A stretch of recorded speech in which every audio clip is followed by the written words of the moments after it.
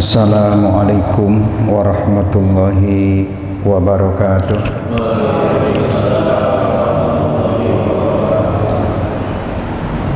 Alhamdulillah,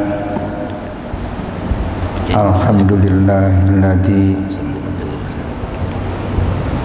idza arada li 'abdihi khairan razaqahu tafaqquha fiddin wa ayyadahu bi quwwatil imani wa kamalil yakin. Wassalatu wassalamu ala sayyidina Muhammadin sayyidil anbiya wal mursalin wa ala alihi wa ashabihi ajmain. Asyhadu an la ilaha illallah al-malikul haqqul mubin wa asyhadu anna sayyidana Muhammadan abduhu wa rasuluhu shadiqul wa'dil amin. Allahumma ij'al farhan nabika wa birridu minka waj'al min ahlil fahmi minka wa la taj'alna minal ghafilin. Allahumma aftah masami'a qalbina li dzikrika warzuqna ta'ataka wa ta'atan bi rasulika wa amalan bi kitabika. Allahumma rzuqna ladzatan nadri ila wajhikal karim wa syauqi ila liqa'ika ya fatahu ya alim ya razaqu ya karim. Iftah alaina futuhal arifin. Amma ba'du. Al-mukarramun, para ulama, khutbah, imam tetap di ieu masjid oge ketua DKM sareng sadaya perangkat yang saya hormati Pak Ustadz Wawan dan seluruh para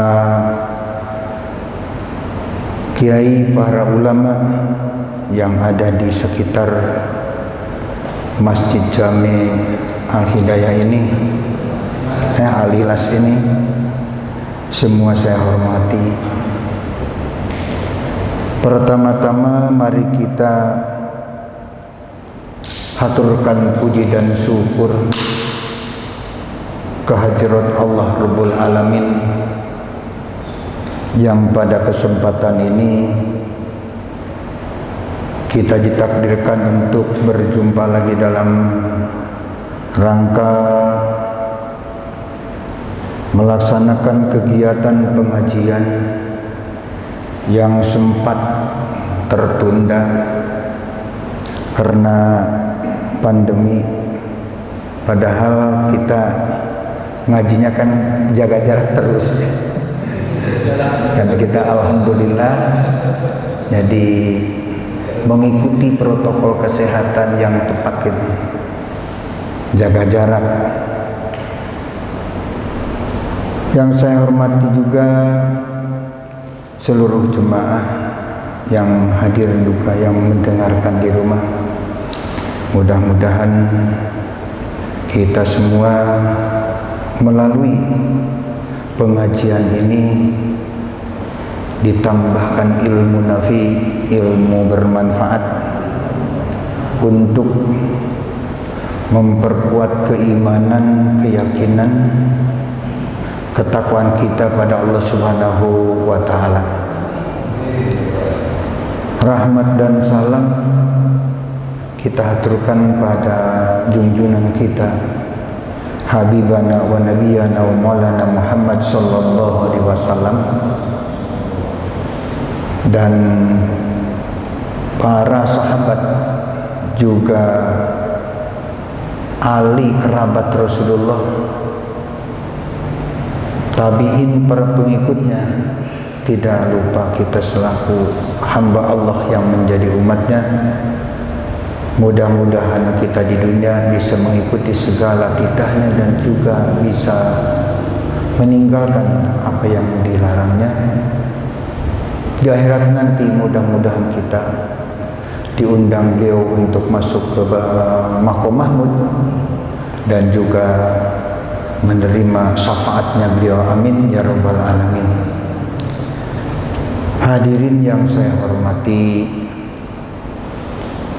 kita hidup di dunia ini memang ditakdirkan Allah sebagai penghuni, penguasa di bumi ini. Dalam kisahnya sempat para malaikat juga komplain kenapa Allah menakdirkan Adam sebagai penguasa di muka bumi ini, padahal Adam makhluk Allah, Adam atau keturunan Adam termasuk kita-kita ini termasuk makhluk Allah, di suatu waktu makhluk yang ganas, wa yasfikud dima, terkadang tidak tanggung-tanggung ketika manusia telah marah temannya sendiri, sahabatnya sendiri, kadang keluarganya sendiri, anak atau ibunya sendiri dibunuh. Kenapa Adam dijadikan khalifah, tidak kami para malaikat? Kata malaikat mengadu pada Allah Subhanahu wa taala. Allah menjawab, apa yang saya lakukan tentunya kadang-kadang anda para malaikat tidak tahu arti atau hikmah daripada keputusanku ini. Hadirin yang saya hormati, Adam, kita selaku generasi penerusnya atau anak cucunya Adam diberi kekuasaan menjadi khalifah. Inni ja'ilun fil ardi khalifah, sesungguhnya kami Allah menjadikan Adam sebagai khalifah. Aipitan pidiah kami untuk menyelesaikan, melaksanakan hukum-hukum kami yang layak dilakukan di alam mulki, di alam dunia ini. Kalau malaikat khalifah Allah di alam malakut, kalau Nur Muhammad atau Ruhul Adam khalifah di alam Jabarut. Jadi kita di alam mulki, di alam dunia ini sebagai khalifah Allah. Bisa dibayangkan umpamanya saja bumi ini dikuasai oleh malaikat, sepertinya tidak ada kehidupan, tidak ada keramaian, tidak ada jembatan, tidak ada jalan tol, tidak ada kapal udara, tidak ada bangunan tinggi. Buat apa malaikat membuat kapal? Berjalan cepat bisa mereka. Buat apa buat gedung? Karena mereka bisa menciptakan sesuatu ketempatan walaupun tidak membangun. Jadi dunia ini tidak ada kehidupan kalau malaikat sebagai penghuninya. Tidak butuh kendaraan, tidak butuh makanan, tidak butuh minuman para malaikat. Maka Allah Subhanahu wa taala menjadikan Adam sebagai penghuni, penguasa di bumi ini, sehingga bumi ini jadi tumbuh keramaian. Ada bangunan yang tinggi, ada jalan tol, ada kendaraan darat, ada kendaraan di cair, ada kendaraan di udara. Karena Adam sebagai penghuninya. Selanjutnya, dalam rangka menjadi khalifah di muka bumi ini, kita sebagai anak cucu Adam, kita diwajibkan punya tujuan yang hakiki. Mau kemana merawat, mengolah, mengatur dunia ini? Apa tujuannya? Jika tujuan mau kaya raya, setelah kaya raya mau kemana? Setelah kita punya uang banyak, punya kekayaan yang banyak, mau kemana? Berujung dengan perpisahan. Karena dunia ini habis dan rusak. Resiko konsekuensinya dunia ini adalah rusak dan habis. Urusan habisnya dunia ini kadang orangnya yang duluan, dunianya, hartanya yang belakangan. Kekayaannya masih banyak, umurnya pendek, pisah. Duluan yang punya harta bendanya masih dimanfaatkan oleh anak cucunya, tidak bisa memanfaatkan, tidak bisa menikmati lagi. Kadang-kadang orangnya panjang umur, kekayaannya habis duluan. Oh, dulu mah ini orang kaya nih, dulu orang kaya, mantan kaya, panjang umur, dunianya habis dunia. Kadang-kadang orang dan kekayaannya sekaligus habis. Ketika kita melihat berita di televisi ada bencana alam, erosi, longsor di mana-mana, kan ada orang yang masih belum begitu tua, usahanya udah mapan, kekayaannya lumayan, rumahnya bertingkat, kendaraannya bagus, istrinya juga masih muda, anaknya masih lucu-lucu. Ketika malam tidur nyenyak, terjadilah erosi, longsor. Orang tuanya, bapaknya, istrinya, anaknya, kendaraannya, kekayaan, emas dan berlian sekaligus, plus rumahnya tenggelam, ditelan bumi. Dicari dengan alat besar, beko dan sebagainya, tidak ketemu. Habis, tinggal tahlil. Ini risiko dunia. Karena dunia ini habis, berarti bukan tujuan yang hakiki. Sesuatu hal yang habis bukan dari tujuan yang hakiki. Jadi kalau kita di dunia ini tujuannya dunia, seperti kurang bermanfaat tujuan. Di dunia tujuan dunia. Seperti kita berangkat ke satu tujuan jarak jauh, singgahlah di satu terminal. Kalau kita mau ke Sumatera, umpamanya di terminal Kampung Rambutan. Sampai di Kampung Rambutan, bertanya-tanya sama satpam, sama tukang jualan, kalau yang namanya Kampung Rambutan terminal di mana? Di mana Kampung Rambutan? Ibu-ibu tukang jualan. Bapak satpam, kalau yang namanya terminal Kampung Rambutan ini di mana? Padahal dia ada di terminal. Itu kurang dewasa, kurang etis itu pertanyaan. Kita di dunia, yang dicari dunia, ya udah di dunia ini, mencari-cari dunia terus.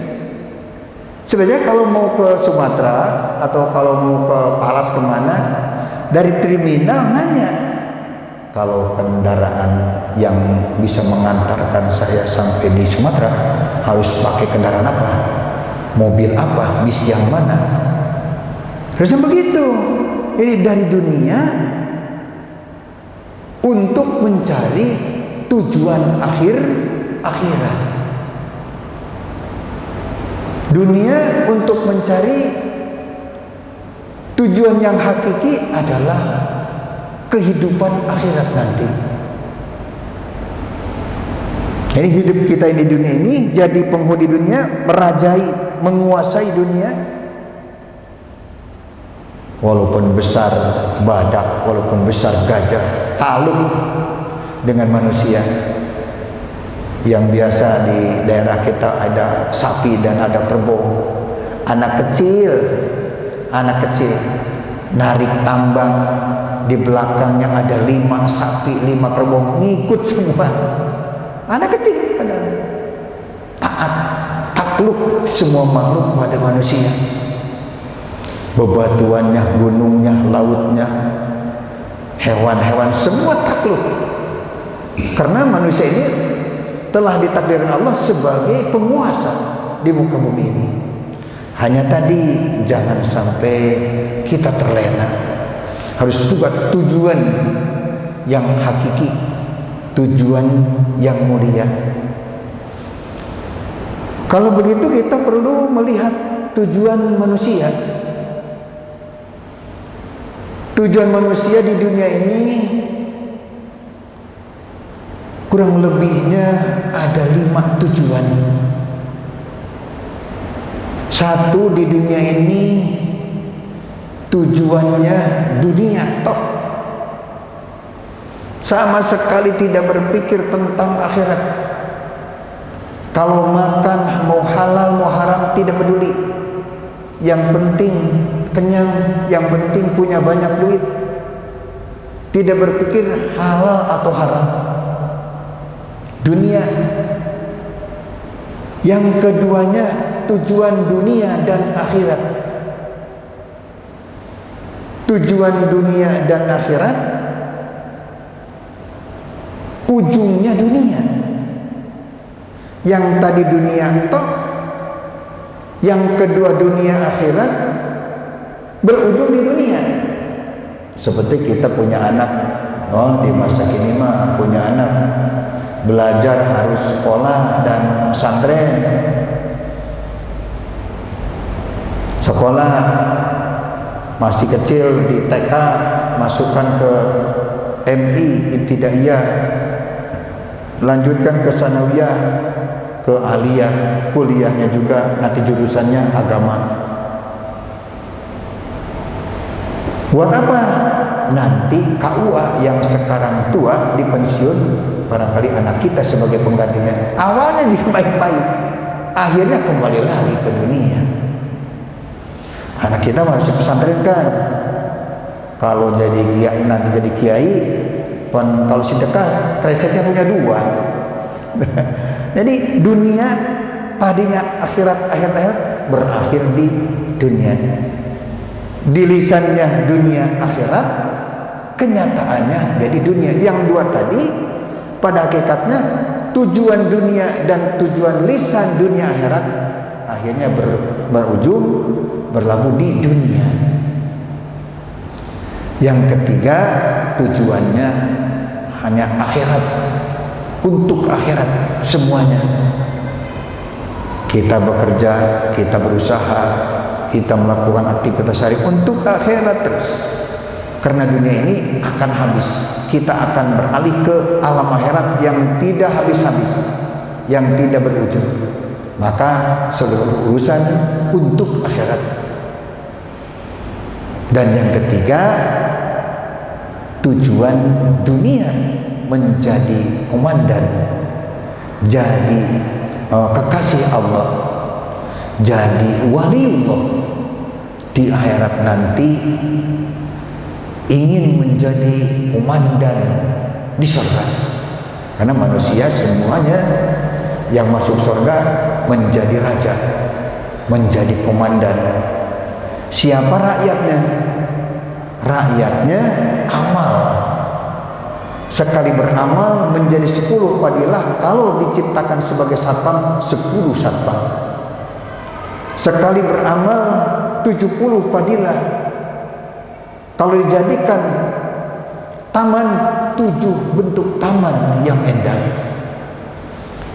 10 padilah kalau dijadikan gedung, 10 gedung.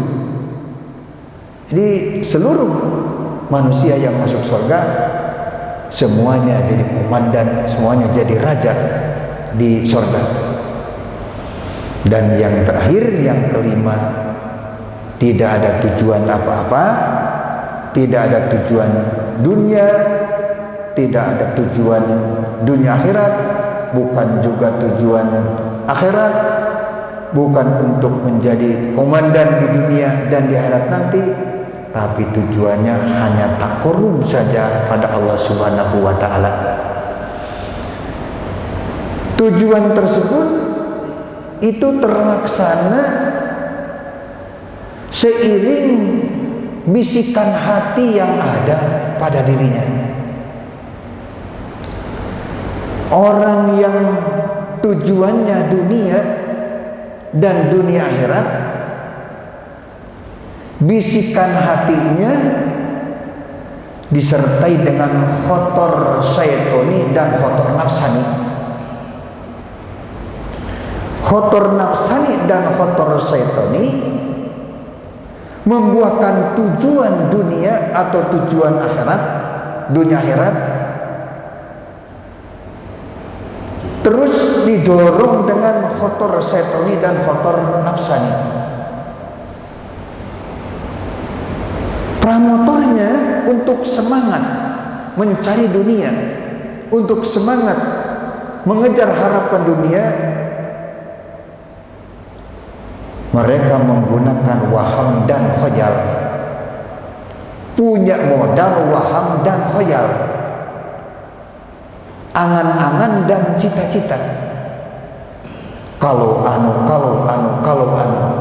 itu menjadi bahan, menjadi modal utama untuk mengejar cita-cita, ingin berhasil urusan dunia.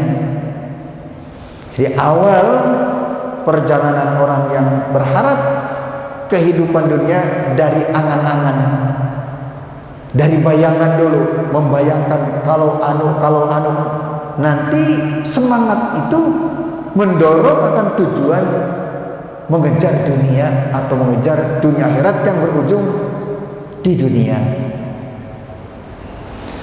Khotor setoni, khotor nafsani, bisikan setan dan bisikan nafsu dibantu dengan waham, dibantu dengan khoyal, membuahkan harapan dan cita-cita dunia dan dunia akhirat.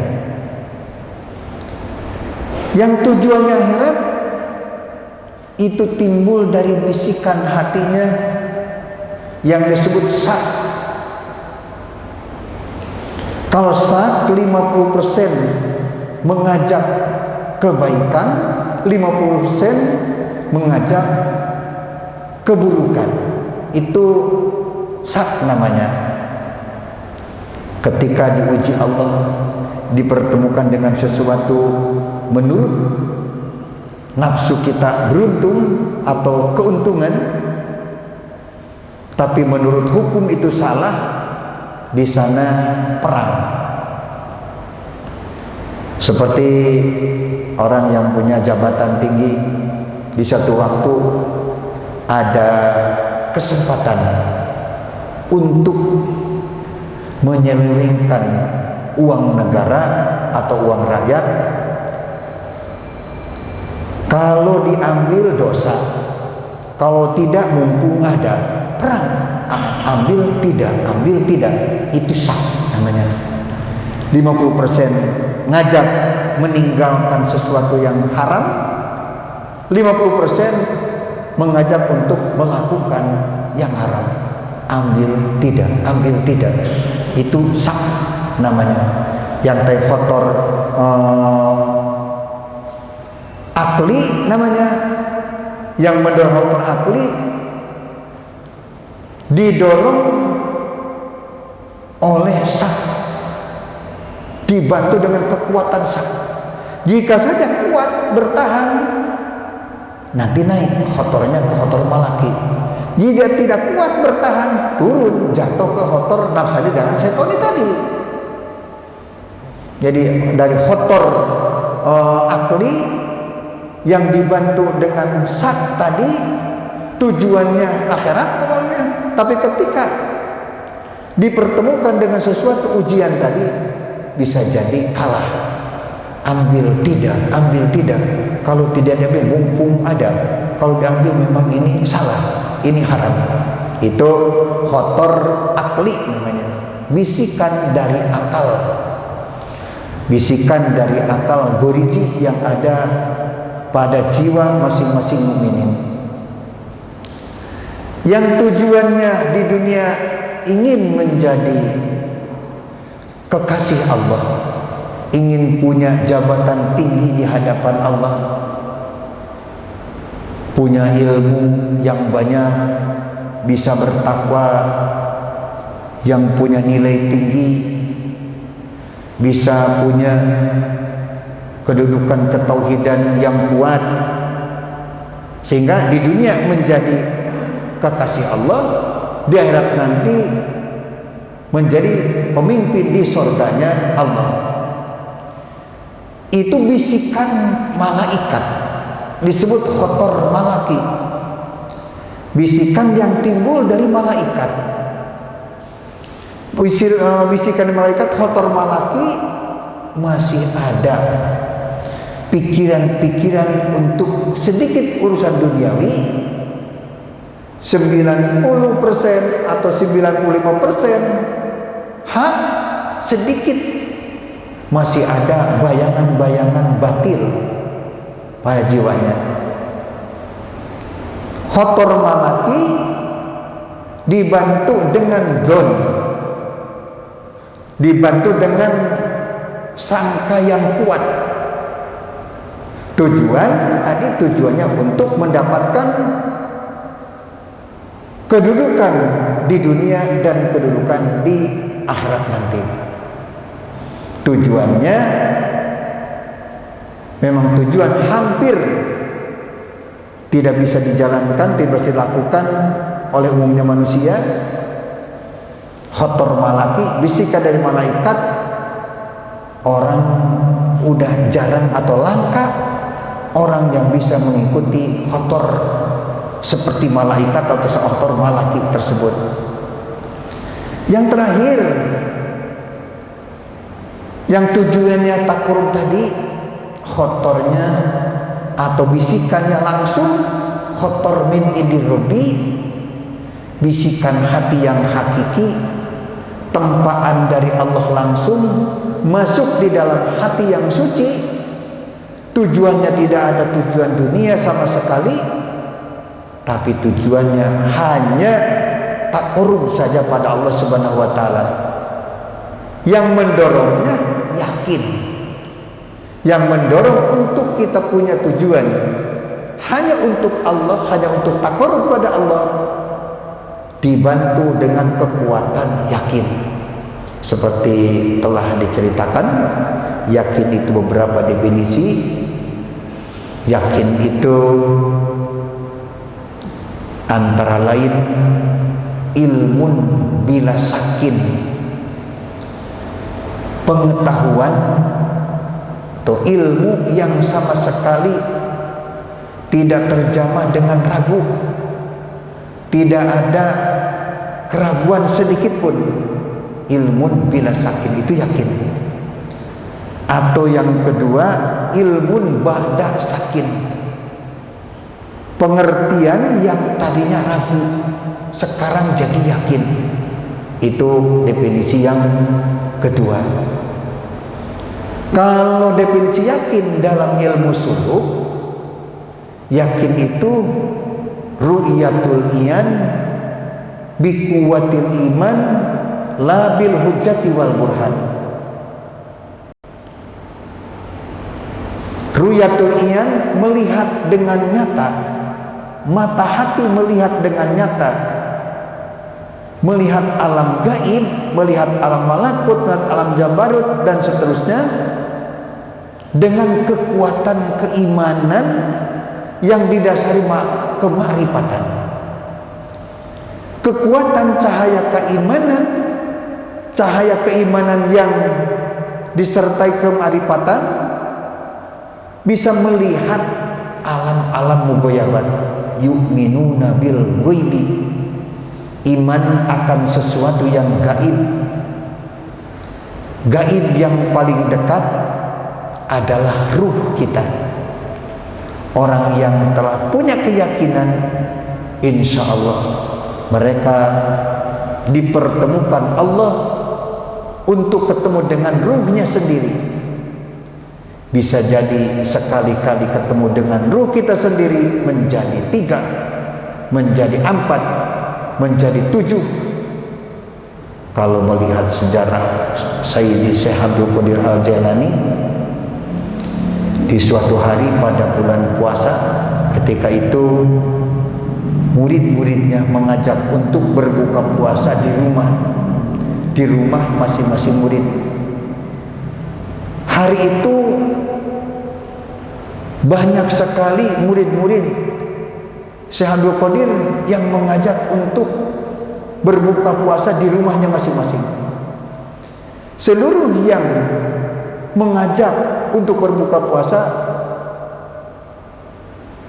Syekh Abdul Qadir mengatakan, ya siap, saya buka di rumah Anda. Berapa orang? Tidak kurang 70 orang. 70 orang mengajak berbuka puasa di rumahnya. Kang Yosef siap untuk datang ke rumah murid-muridnya. Pada waktunya berbuka puasa, waktunya saatnya waktu maghrib, di 70 rumah Kang Yosef ada.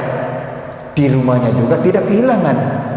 Jadi 71 itu mah bukan dalam riado, bukan dalam ritual, tapi nyata, kelihat dengan kasat mata dohir. Syekh Abdul Qadir ada di 70 rumah, juga di rumahnya masih ada di 71. Tak orang yang punya derajat keyakinan yang tinggi, ru'yatul iyan bi kuwatil iman tadi, bisa dipertemukan Allah dengan ruhnya sendiri. Sehingga kalau saja kita bermunajat pada Allah Subhanahu wa taala, kemudian dipertemukan dengan kita sendiri, yang kelihatan bajunya kotor, sarungnya kotor, kelihatannya kumel, itu pertanda jiwa kita di hari itu seperti itu. Nah, orang yang ketemu dengan ruhnya kelihatannya kotor, segera mereka merehabilitasi dirinya, membereskan ahwalnya untuk menjadi bersih. Jadi sangat besar sekali padilahnya, keuntungannya jika kita dipertemukan dengan ruh kita sendiri dalam keadaan kuman, kotor, segera kita membereskan dengan cara pertobatan. Ketika dipertemukan dengan ruh kita dalam keadaan sehat, pakaiannya bersih dan sebagainya, memperkuat, mempertajam keyakinan dan keimanan. Jadi orang yang punya derajat keyakinan, ru'yatul iyan, melihat nyata akan alam gaib. Alam gaib yang seterusnya, alam jabarut, alamnya ruhul a'dham, alamnya Nur Muhammad, yang disebut hakikatul wujudiyah atau hakikatul asma'iyah. Banyak sekali nama-namanya. Alam wahidiyat juga Nur Muhammad, hakikatul insaniyah juga Nur Muhammad. Nah, itu gaib yang kedua dari alam malakut. Yang paling gaib Allah Subhanahu wa ta'ala. Kita dohir di alam mulki, ruh kita gaib ada di alam malakut. Ruh kita di alam malakut dohir, ruhul adom, pusat makhluk, pusat ruh kita ada di alam jabarut. Ruhul adom ada di alam jabarut dohir, Allah di alam ijah batin. Sampailah pada titik akhir. Yang paling gaib adalah Allah. Al-batinu Allah paling gaib. Al-dhohiru Allah paling dohir. Ketika membaca al-dhohiru, semuanya yang dohir adalah af'al Allah, yang tumbuh dari sifat Allah, kudrat Allah, iradat Allah, yang tidak pisah dengan zat Allah. Yu'minuna bil ghaib, iman akan gaib. Kalau tidak melihat ruhnya, tidak melihat ruh Adam, tidak melihat Allah, yu'minul ghaib, iman pada gaibnya Allah. Jadi terbalik. Seharusnya iman pada Allah yang gaib, ternyata iman pada gaibnya Allah. Karena di hati tidak ada Allah. Hatinya tidak melihat Allah, tidak melihat ruh Adam, tidak melihat ruh. Yu'minul ghaib, iman akan sesuatu yang gaib, tapi kosong, hatinya tidak melihat Allah. Itu namanya iman pada tidak adanya Allah. Bukan iman pada Allah yang ada tapi gaib, tapi iman pada tidak adanya Allah. Muttaqin diantaranya yu'minuna bil ghaib. Dzalikal kitabu la raiba fihi hudan lil muttaqin. Siapa muttaqin? Alladzina yu'minuna bil ghaibi, orang yang iman akan sesuatu yang gaib. Yang paling gaib adalah Allah Subhanahu wa taala. Jika saja hatinya tidak melihat alam gaib, tidak melihat Allah yang gaib, maka belum masuk dengan kategori muttaqin. Sebab muttaqin yu'minuna bil ghaibi. Selain daripada yuqimuna shalah, iman akan sesuatu yang gaib. Caranya tadi itu, kita dohir di alam mulki, ruh kita batin di alam malakut, gaib di alam malakut. Ruh kita dohir di alam malakut, ruh Adam gaib di alam jabarut, ruh Adam dohir di alam jabarut, Allah gaib di alam ijaz. Sampailah pada Allah Ta'ala, wa ana ila rabbikal muntaha. Udah, untuk sampai sana sudah ketemu Allah, jadi sudah sampai di puncak segala tujuannya. Tuh yakin. Ada juga yakin definisi yang paling gampang dibaca, juga agak ringan dipikirkan. Definisi gaib yang selanjutnya adalah al-ilmu iyanan. Yang pertama ilmun bila sakin, yang kedua ilmun ba'da sakin. Ilmun bila sakin, pengetahuan yang tidak dicapai dengan keraguan. Ilmun ba'da sakin, pengetahuan yang tadinya memang ragu, sekarang yakin. Yang ketiga tadi ruyatul yang biquatil iman. Yang keempat definisi yakin al ilmu iyanan. Muttaqin adalah orang yang punya keyakinan. Ilmu iyanan, pengertian jadi kenyataan. Lisan dengan hati tidak bertolak belakang. Seiring apa yang dikatakan dengan apa yang ada di dalam hati, itu namanya yakin. Al ilmu iyanan. Ketika sembahyang pokoknya kita mengatakan waktu takbiratul ihram mengatakan Allahu Akbar, juga tidak boleh ditukar dengan asma lain. Tetap Allahu Akbar tiba seganti dengan Allahus Somad, Allahul Karim, Allahul Wahid, tidak boleh. Tapi tetap hanya Allahu Akbar yang dikatakan dalam takbir, takbiratul ihram atau takbir intikal. Lisan kita mengatakan Allahu Akbar, akbarnya dulu. Akbar itu bahasa Arab. Kalau kita menterjemah akbar itu besar. Allah yang maha besar. Allahu Akbar. Besar apanya? Kembali ke dasar ketauhidan Boleh besar af'alnya, boleh besar sifatnya, boleh besar zatnya. Artinya ada orang yang melihat besarnya Allah af'alnya, melihat besarnya Allah sifatnya, besar Allah zatnya. Besar af'alnya bagaimana? Kita ini perbuatan Allah, ciptaan Allah, pekerjaan Allah. Di samping kita ada udara, ini juga perbuatan Allah. Ketemu tembok, itu pun perbuatan Allah. Terus ke kanan tidak ada ujungnya, semua perbuatan Allah. Ke kiri semua perbuatan Allah. Ke atas, ke bawah, ke belakang, ke depan, semua perbuatan Allah. Besar, besar, besar apanya? Besar pekerjaan Allah. Allahu Akbar, melihat besar pekerjaan Allah. Itu minimal, paling rendah untuk membuat yakin. Al ilmu iyanan, untuk menciptakan keyakinan pada diri kita. Pertama, melihat besarnya, besar af'al, besar pekerjaannya. Di sekuliahnya ini semua pekerjaan Allah. Atas, bawah, depan, belakang, kiri dan kanan, semua pekerjaan Allah. Sejauh mata memandang, sejauh hati berpikir, sampai di mana? Sampai di mana pikiran kita? Sampai di mana bayangan kita? Itu semua adalah af'al Allah.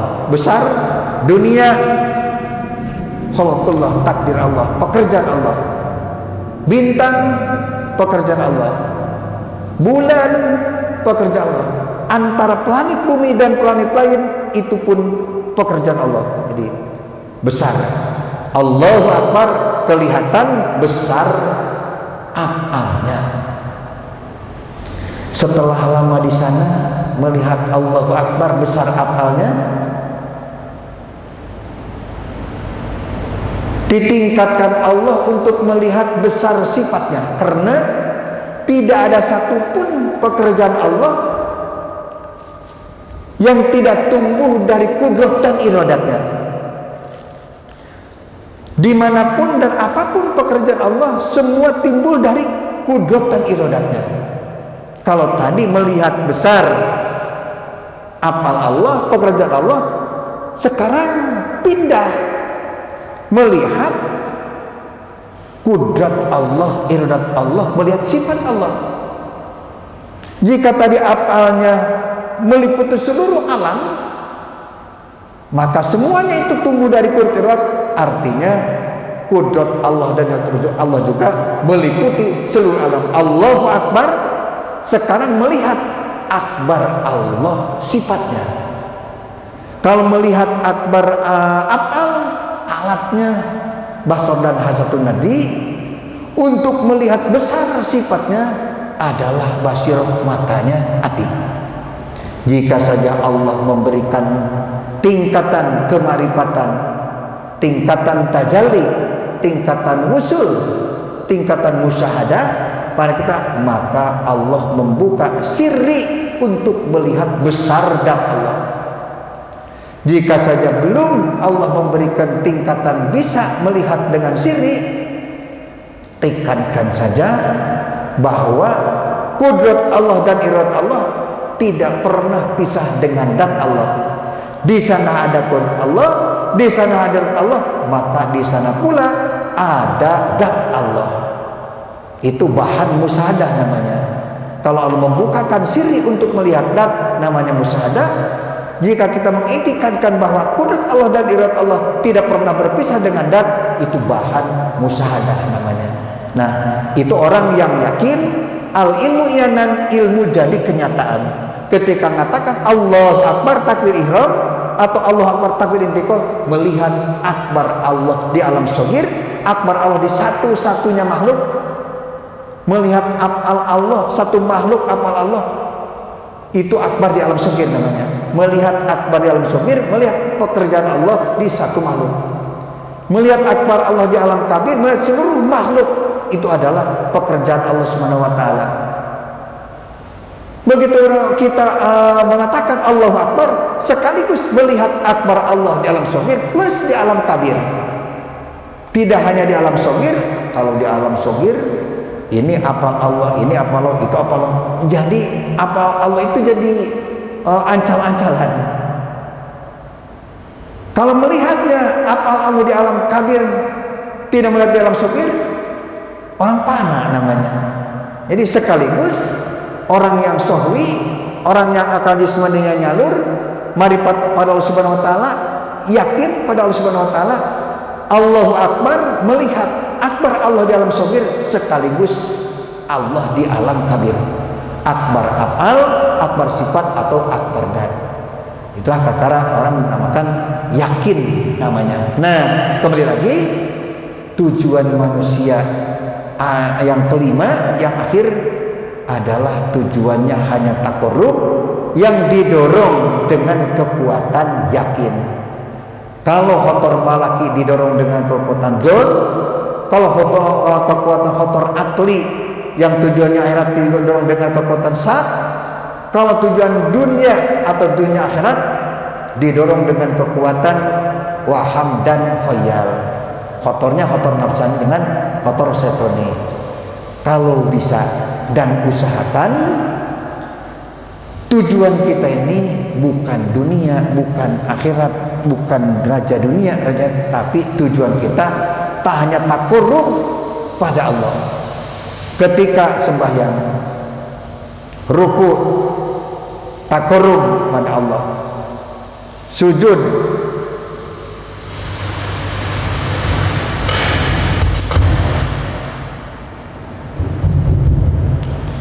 ruku takorrum, sujud takorrum, sembahyang takorrum, wiridan setelah sembahyang takorrum pada Allah, baca Quran takorrum. Akhirnya bukan hanya ibadah mahdoh saja yang dijadikan jembatan takorrum, gerbang takorrum pada Allah, berkarya, beraktivitas, jadi pedagang, jadi pekerja di kantor, jadi pekerja di satu perusahaan. Terus tujuannya kalau orangnya orang udah penuh dengan yakin akan menjadi takorub pada Allah Subhanahu wa taala. Jadi orang di dunia ini diberikan kekuasaan menjadi komandan di dunia, menguasai dunia ini, maka kita harus punya tujuan utama, ialah tujuan takorub pada Allah Subhanahu wa taala. Untuk mencapai segala tujuan untuk Allah, dari Allah, untuk Allah, maka orang harus punya perjalanan yang disebut perjalanan.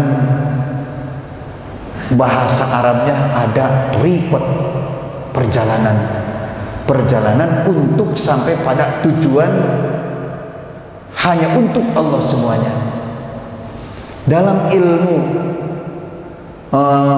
tasawuf dan ilmu hakikat dikatakan suluk namanya.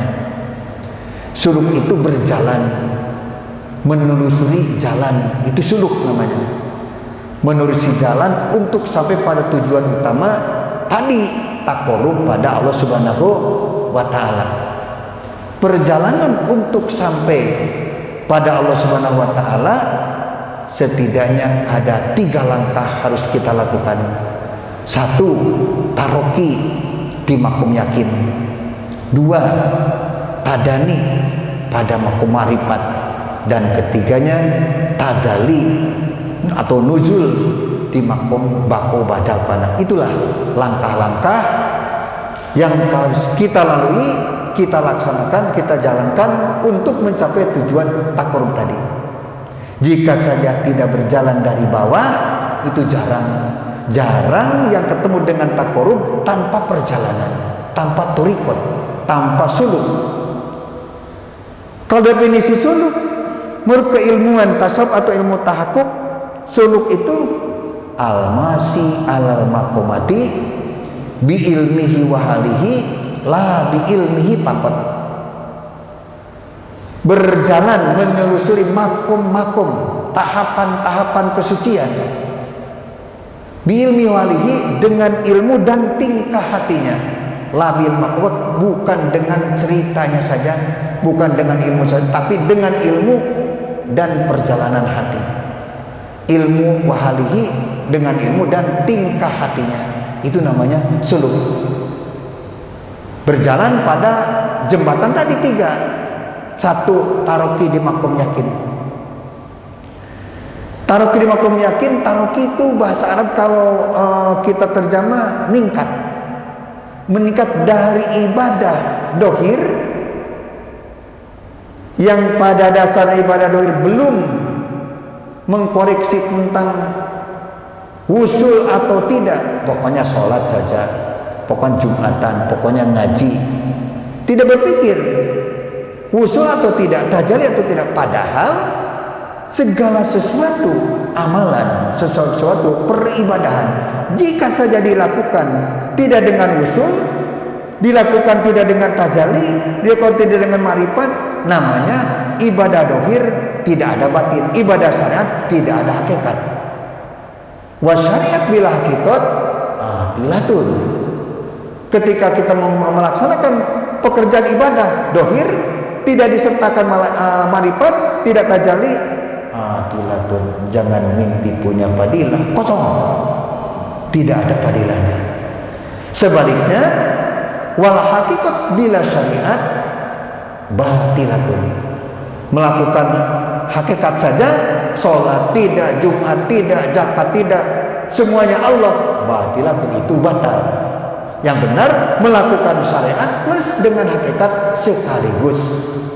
Ibadah dohir dengan ma'rifatnya, melakukan ibadah dohir dengan ma'rifatnya. Yang pertama suluk itu berjalan ningkat, al-masyal makomat ningkat, taroki ningkat, dari ibadah syariat toh bergerak untuk menciptakan ibadah dibarengi dengan turikot. Lalu nanti setelah beribadah syariat dengan turikot berjalan, ditingkatkan beribadah dengan hakikat. Ibadah syariat namanya jelas ibadah. Kalau disertakan ilmu torikot, ilmu suluk, tasawuf, namanya ubudiyah, pengabdian kita. Pengabdian kita disertakan ibadah syariat tadi dan torikot tadi, disertakan ibadah hakikat, wusul pada Allah, tajalli ketika ibadahnya, ketika melaksanakan taatnya, namanya ubudah atau abudah. Ibadah, ubudiyah, abudah. Ibadah syariat, ubudiyah torikot, ubudah hakikat. Ibadah Islam, ubudiyah iman, ubudah ihsan. Nah, jadi harus menjadi kekuatan keyakinan di dalam hati kita bahwa ibadah kita jika saja tidak disertakan ma'rifat, kosong. Atilah kosong. Jika kosong buat apa? Itu kosong masih penting. Perbuatan taat, perbuatan ibadat tidak disertakan ma'rifat, tidak disertakan musyahadah pada Allah, kemudian tidak ada sifat madmumah dalam hatinya, atilah kosong namanya. Tidak ada ujub, tidak ada riya, tidak ada sum'at ingin didengar orang, tidak ada syuhrah ingin dimasyhurkan sebagai orang ibadah, seorang taat, tidak mudahana, dibuat-buat. Ada banyak orang baik ibadahnya, kalau sendirian jadi ibadahnya begitu sholat sebentar saja udah selesai. Kalau tidak ada, kalau banyak orang lama sholatnya, itu mudahana namanya. Kalau bahasa Sunda mengatakan pupulasan, dipulas-pulas, dibagus-bagus, dia dekat batur. Orang tidak ada, cuas-ceos ibadahnya. Tapi kalau saja sekarang ibadah syariat tidak usul pada Allah, muncul sifat madumah, lain lagi urusannya. Ibadah tidak menghadap Allah, muncul sifat madumah, kena dengan definisi para ulama, wassalatul lati la tahduru bihal qalbu ilal uqubati asru. Pengabdian salat umpamanya hatinya tidak hadir pada Allah, kemudian muncul sifat membungah, itu sembahyang, itu ibadah nantang untuk segera disiksa. Mensiksa. Salat itu jadi siksaan. Maka Allah mengatakan innaha lakabiratun illa alal khoshin. Sembahyang itu kabir, berat melaksanakan kecuali orang khusyuk. Kalau bukan orang belum bisa khusyuk, maka sholatnya juga kadang-kadang ada sedikit gangguan, tidak dikerjakan sholatnya. Itu mana satu. Mana kedua, innaha, sholat itu lakabiratun, akan menjadi bahaya ilal khoshin, kecuali orang yang khusyuk. Jadi sholat yang tidak marifat disertakan marifat pada Allah, kemudian muncul sifat madhumah, itu sama dengan mengundang siksa. Wassalatul lati la tahdur bil qalbu ilal uqubati asraqna. Itu sholat. Kemudian wirid, setelah sholat wirid tidak juga usul pada Allah, tidak marifat. Kemudian muncul ada sifat mudah, sama juga wiridan, menantang segera untuk didatangkan siksa. Lanjut baca Al-Quran, tadarus, tidak hadir hatinya pada Allah Subhanahu Wa Taala. Timbul ada sum'at ingin didengar orang. Baca Quran tidak usul pada Allah, kemudian timbul ada sifat madmumah, sum'at ingin didengar orang. Ilal uqubati asal, sama itu juga menantang untuk segera disiksa. Nah, jadi pada dasarnya tiga-tiganya tadi, syariat, thariqat dan hakikat sekaligus untuk dilaksanakan, baru orang tersebut melaksanakan kewajiban yang murni, yang mutlak. Setelah tiga-tiganya dilakukan, ibadah dilakukan, ubudiyah juga dilakukan, ubudah juga dilakukan, baru di sana berharap ada mudah-mudahan ibadah kita ada padilahnya, ada ganjarannya. Kalau udah tiga-tiganya dilakukan. Kalau baru satu syariatnya belum sampai pada derajat padilah. Kalau ibadah syariat sah namanya. Kalau ibadah dengan thariqat, mengkoreksi hati jangan sampai ada sifat madmumah, makbul namanya. Kalau ibadah disertakan usul, syariat dilakukan, thariqat dilakukan, marifatnya juga hakikat dilakukan, baru ibadah itu ma'jur, punya padilah atau punya pahala dari Allah Subhanahu Wa Taala. Satu orang yang ingin sampai pada tujuan takurub tadi, taroki, ningkat dari syariat, ningkat sampai hakikat. Syariat, thariqat, hakikat dibuat dengan marifat. Marifat di syariat sampai sah, marifat di thariqat sampai makbul, marifat bil hakikat sampai ma'jur ibadahnya. Di dalamnya taroki itu ada 9 yang diatur oleh para ulama. Satu, perjalanan suluk taroki di makom yakin, taubat. Yang keduanya sobar, ridho, syukur, juhud, tawakal, khauf, roja, mahabbah. Itulah perjalanan pertama. Untuk mencapai tahapan takurub nanti, maka dengan semangat kita bertobat, semangat kita bersyukur, bersabar dan sebagainya. Semua itu, taubat, sabar, ridho, syukur dan seterusnya, tidak akan bisa terlaksana bila tidak punya ilmu. Maka perjalanan 9 tadi jadi 10 dengan makom tolan, makom tobat, makom sabar, ridho sampai mahabbah. Puncaknya itu semua tidak akan terjadi bila tidak punya ilmu. Ditambahkan makom tolan. Kenapa tidak dijadikan makom menjadi 10? Lil ilmi, karena bisa dipahami bahwa mana bisa orang sabar kalau tidak punya ilmu? Mana bisa orang bisa syukur kalau tidak punya ilmu? Maka pertama sebelum melaksanakan taruh di makom yakin melalui tahapan-tahapan kesucian yang 9 tadi, pertama harus tolabul ilmi, harus punya ilmu. Ilmu dihasilkan dengan 2 jalan. Satu, ilmu bisa didapatkan dengan cara majdubin, dan kedua dengan cara salikin.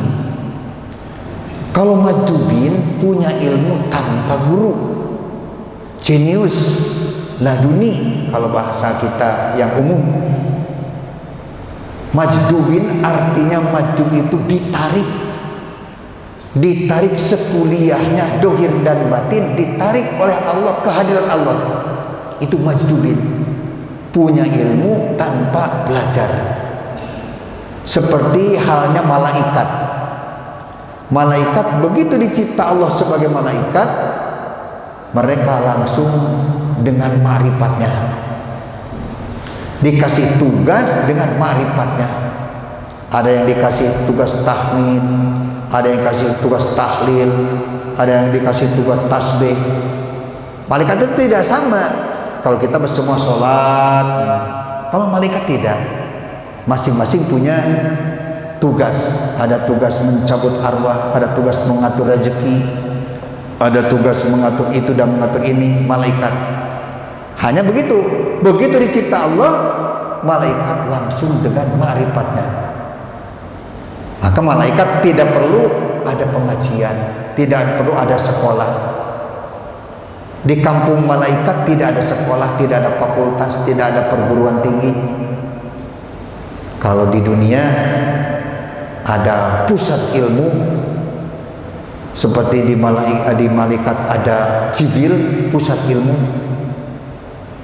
Kalau di dunia ada satu lembaga pendidikan, ada fakultas yang didirikan oleh seseorang. Umpamanya yang mendirikan awal dari perjalanan lembaga tersebut, umpamanya Syekh Ibrahim, fakultasnya Ibrahimi. Kalau Syekh Khalid, fakultasnya Fakultas Al-Khalidiyah. Fakultasnya. Jika saja di malaikat ada fakultas, mesti ada fakultas tertinggi, ada fakultas Al-Jibril. Tapi karena malaikat tidak ada pendidikan, tidak ada fakultas Al-Jibril di alam malakut. Nah, manusia yang punya warisan ilmu dari Allah seperti malaikat tadi, majdubin namanya. Itu jarang sekali. Kalau dengan bahasa kita ada jenius, ada laduni. Kita menganggap laduni itu belajar, punya ilmu tanpa belajar. Padahal hakikat daripada laduni, ladun itu bahasa Arab ladun munggu. Nih aku, kata Allah, ilmu yang mengajak, yang mengarahkan, yang menarik usul padaku, itu ilmu laduni. Walaupun kelihatannya tidak begitu cerdas, tapi ilmunya mengajak dia untuk usul pada Allah, itu ilmu laduni namanya. Madubin dikasih ilmu tanpa belajar. Imannya juga, iman madubin sederajat iman malaikat, yang disebut iman matbu namanya. Karena tahapan iman ada iman matbu, ada iman maksum, ada iman makbul, ada iman mauquf, ada iman mardud.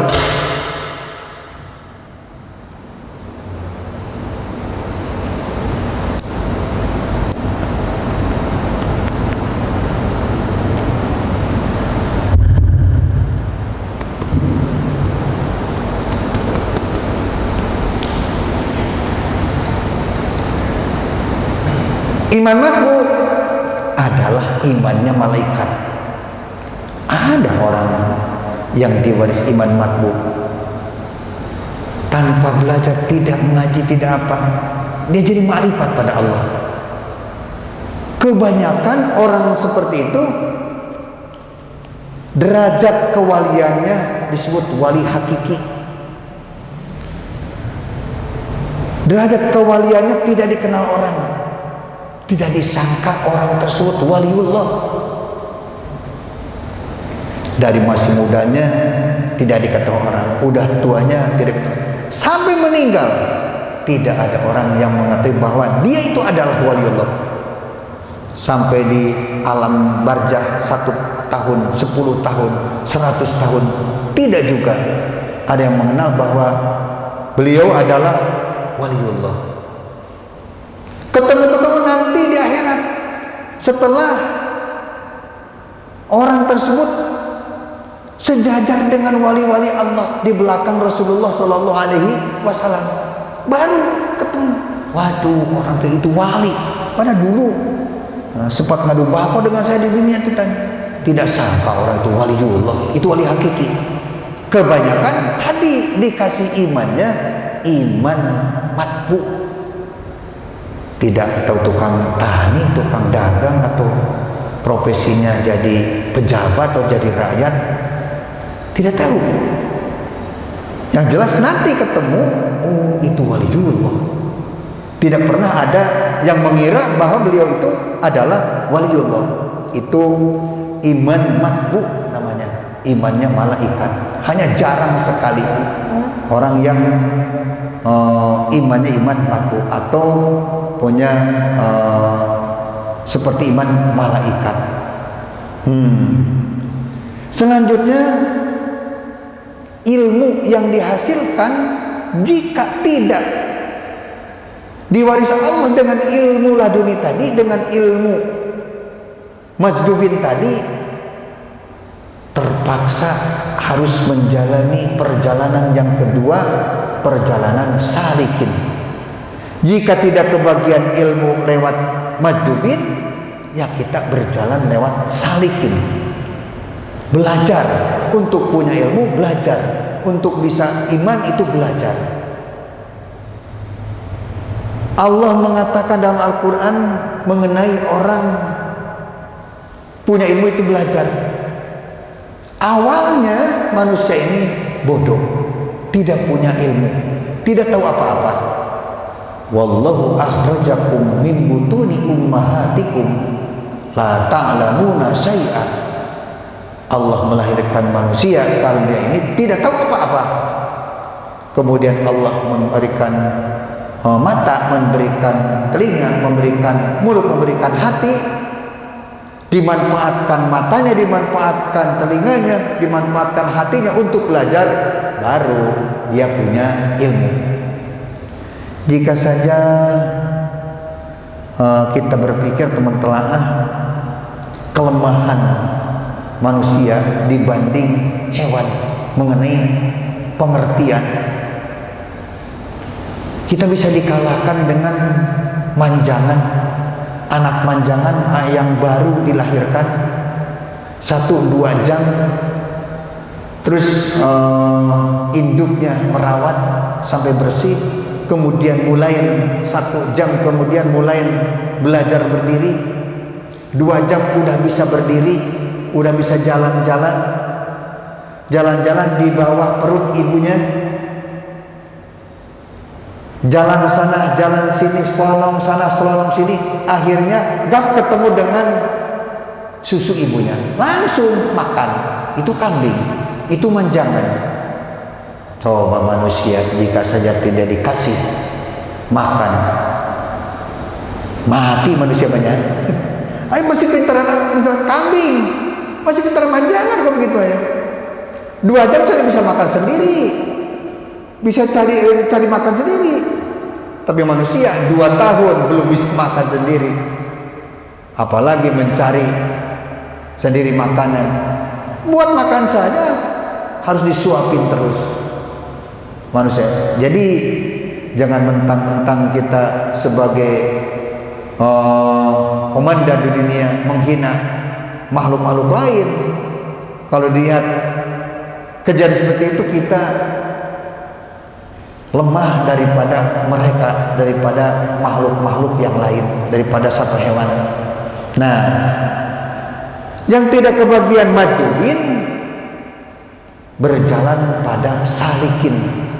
Belajar dulu, belajar mengaji, setelah mengaji punya ilmu, riadohnya, mujahadahnya, zikrullah melalui tahlil, tahmid, tasbih atau baca Quran dan sholat dan sebagainya. Lama-lama insya Allah dikasih wusul, dikasih tajalli oleh Allah Subhanahu wa Ta'ala. Tajalli memang bukan ngaji yang membuat tajalli, bukan riyadhah yang menciptakan kita menjadi tajalli.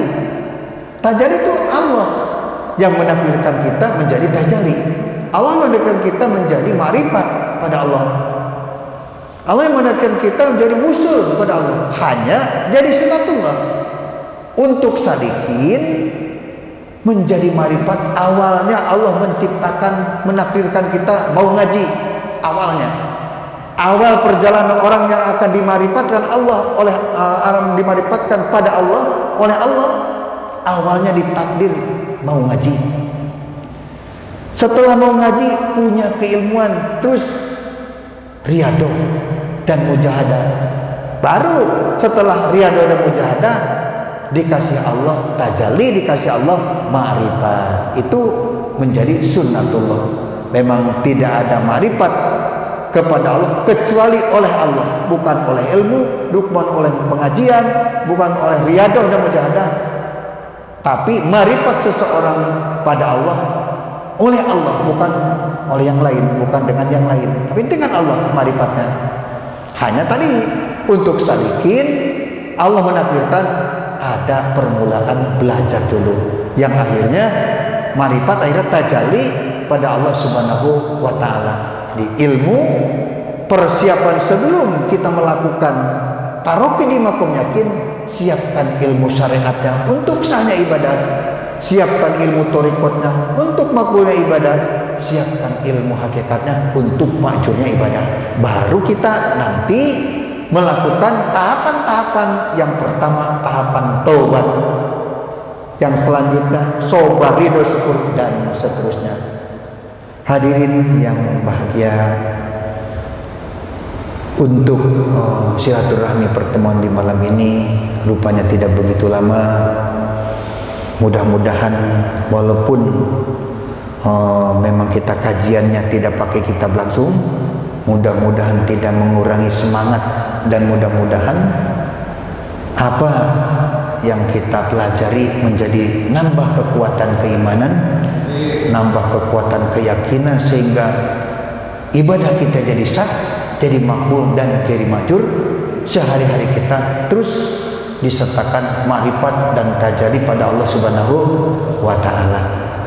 Insyaallah jika umur kita panjang, Allah menakdirkan untuk bertemu lagi, nanti kita melihat tahap yang pertama.